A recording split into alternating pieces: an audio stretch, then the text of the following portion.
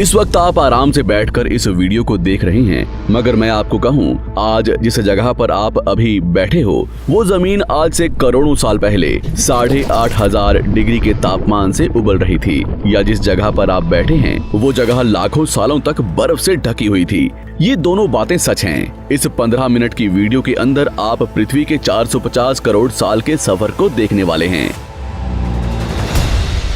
जिस जगह आज हमारा सौरमंडल है, वहाँ विभिन्न प्रकार की गैस और धूल के बादल हुआ करते थे। वैज्ञानिकों के मुताबिक इन धूल के बादलों से दूर एक तारा हुआ करता था। वक्त के साथ साथ उस तारे की ऊर्जा कम होने लगी, जिसके कारण उसके अंदर एक विशाल विस्फोट हुआ। विस्फोट की वजह से अंतरिक्ष की ये धूल एक दूसरे से दबने लगी।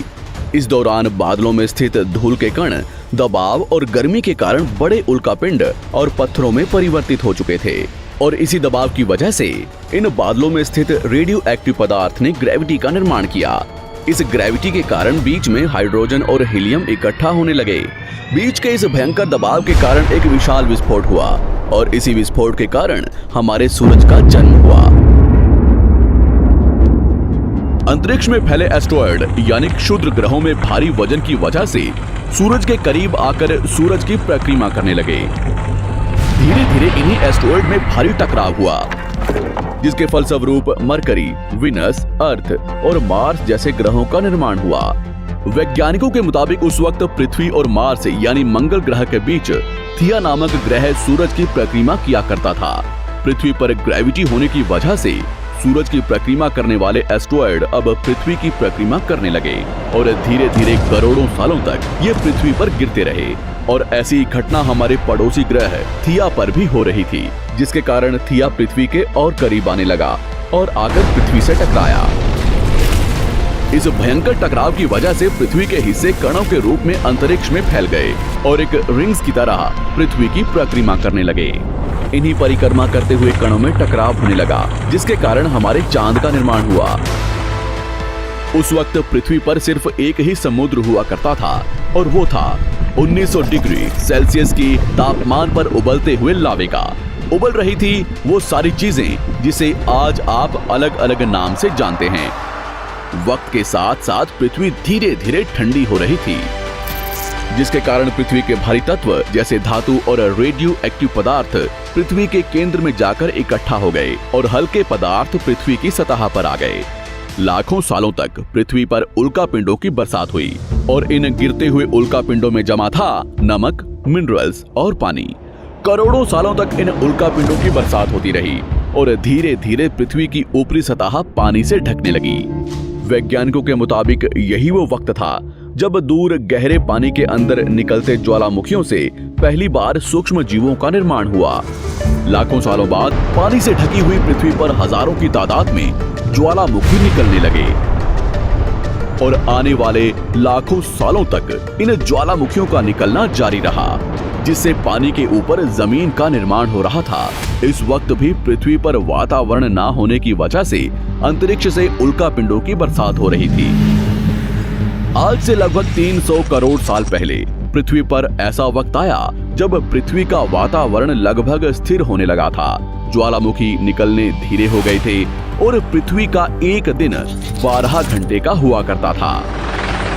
साल बीतते गए, और धीरे धीरे ये सूक्ष्म जीव विकसित होते गए और समूह में रहने लगे।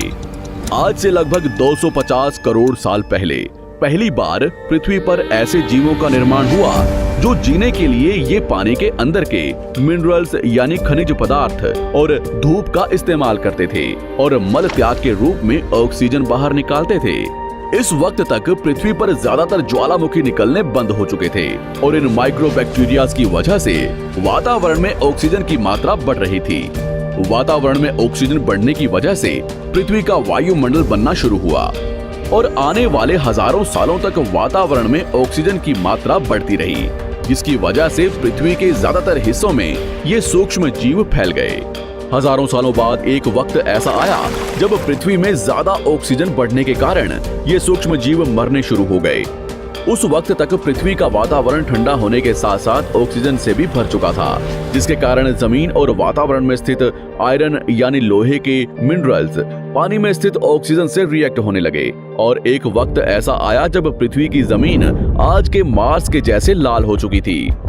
वक्त बीतने के साथ साथ धरती की टेक्टोनिक प्लेट थी। आमतौर पर जब धरती पर सूरज की किरणें गिरती हैं, तब जमीन उन किरणों को सोख लेती है, मगर क्योंकि पूरी पृथ्वी बर्फ से ढक चुकी थी और क्योंकि बर्फ सफेद और चमकीली होती है, जिसके कारण सूरज की किरणें धरती पर गिरने के बाद वापस चली जाती थी। इसी कारण से पृथ्वी कई लाखों सालों तक बर्फ से ढकी रही, मगर फिर से पृथ्वी के अंदर स्थित गर्मी ज्वालामुखी के रूप में निकलना शुरू हो गई और इन ज्वालामुखियों से निकलने वाली गर्मी ने बर्फ को पिघलाना शुरू कर दिया। इसी बीच पृथ्वी की गहराई में बचे कुछ सूक्ष्म जीव धीरे धीरे बदल रहे थे और अब वो ऑक्सीजन को अपने शरीर को बड़ा और जटिल बनाने के लिए इस्तेमाल करने लगे थे। इस बीच पानी में अलग से भी छोटे समुद्री पौधे निकलने शुरू हो चुके थे। बाहर जैसे जैसे ज्वालामुखी निकल रहे थे, वैसे वैसे वातावरण कार्बन डाइऑक्साइड की वजह से गर्म हो रहा था।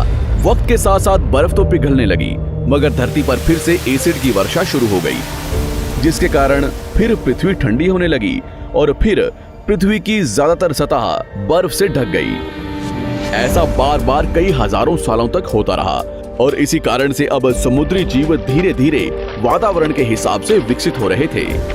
इस बीच कई सारे जीव और समुद्री जंगल विलुप्त हो गए, मगर जो बच गए वो धीरे धीरे पृथ्वी के बदलते तापमान के हिसाब से ढलते गए और अब हजारों सालों बाद समुद्री पेड़ बर्फ की वजह से पूरी तरह से मरते या सूखते नहीं थे।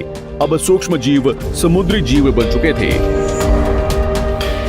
जब फिर से ज्वालामुखियों ने पृथ्वी की बर्फ को पिघलाना शुरू किया, तब ये समुद्री पेड़ जल्दी विकसित होकर फैल गए।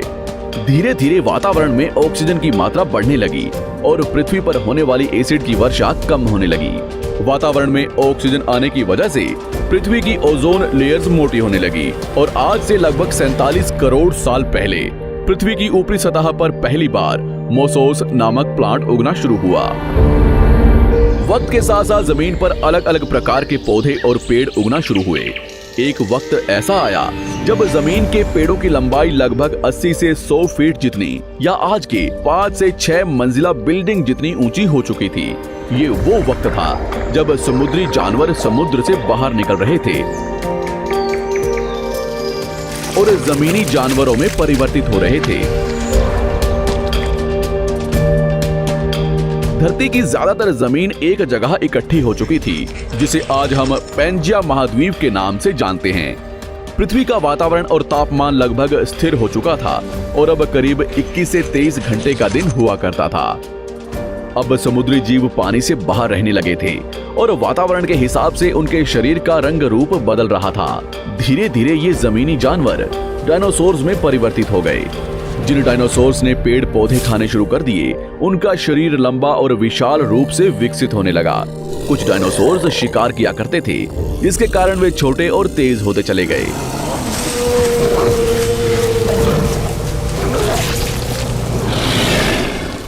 पृथ्वी की ऊपरी जमीन एक जगह इकट्ठी होने के कारण ज्यादातर जमीन रेगिस्तान और बंजर हो चुकी थी।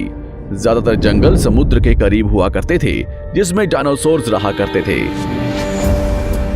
आज से लगभग 20 करोड़ साल पहले पैंजिया महाद्वीप टूटना शुरू हो गया। पैंजिया के विभाजित होने की वजह से पृथ्वी की ज्यादातर ऊपरी जमीन पानी के संपर्क में आने लगी, जिसके फलस्वरूप पृथ्वी पर हरियाली बढ़ती गई, जिस वजह से डायनासोर्स और ज्यादा विभिन्न और विशाल होते चले गए।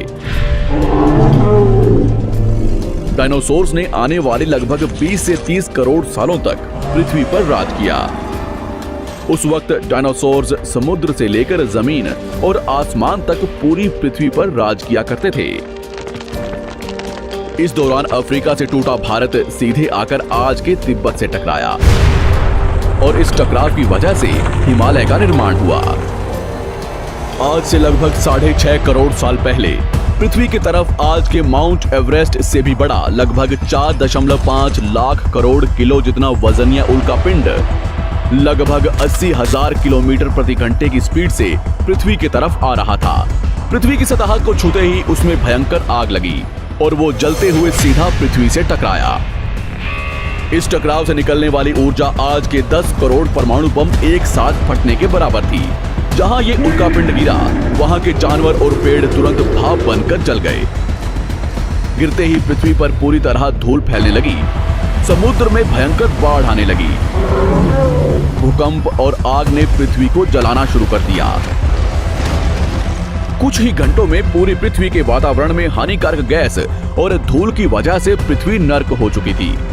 डायनासोर्स, घुटन, आग और भूखमरी से पूरी तरह विलुप्त हो गए।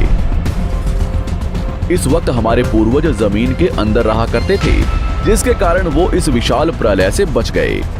पृथ्वी का वातावरण पूरी तरह से काला और अंधेरा हो चुका था, जिससे धूप भी जमीन तक नहीं पहुंच पा रही थी।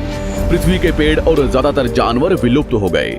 वातावरण में धूल और हानिकारक गैस के कारण पृथ्वी पर फिर से एसिड की वर्षा शुरू हो गई और फिर पृथ्वी ठंडी होकर बर्फ से ढक गई। लेकिन इस बार पृथ्वी की बर्फ लाखों सालों तक नहीं जमी रही और 80 से 90 हजार साल बाद ये बर्फ पिघलनी शुरू हो गई।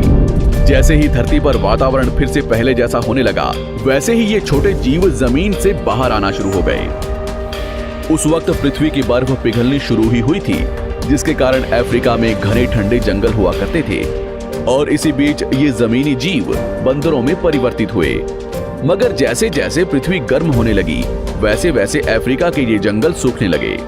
जंगल की चीजें खाने वाले बंदरों को खाने की कमी होने लगी। खाने की तलाश में इन बंदरों ने अपने पैरों पर चलना शुरू कर दिया, जिससे उन्हें दूसरे जानवरों के शिकार करने में मदद मिलती थी। धीरे धीरे बंदर एप्स यानी वानर में परिवर्तित हुए। खाने की तलाश में ये एप्स पृथ्वी के दूसरे हिस्सों में फैलने लगे और धीरे धीरे उनके शरीर का रंग रूप वहां के मौसम के हिसाब से बदलता गया। वक्त के साथ साथ हम आदिवासी बने। हमने हथियारों से लेकर आग का आविष्कार किया। हम धीरे धीरे इंसान के रूप में विकसित हुए।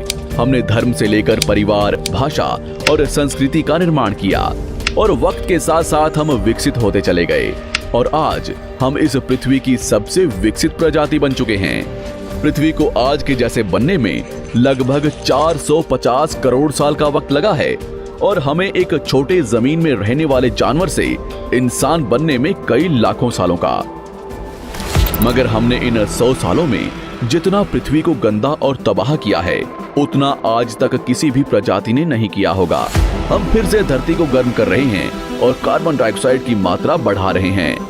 वैज्ञानिकों का मानना है कि पृथ्वी पर फिर से विशाल परिवर्तन होने वाला है। भविष्य में पृथ्वी कैसी होगी, जानेंगे हमारी अगली वीडियो में।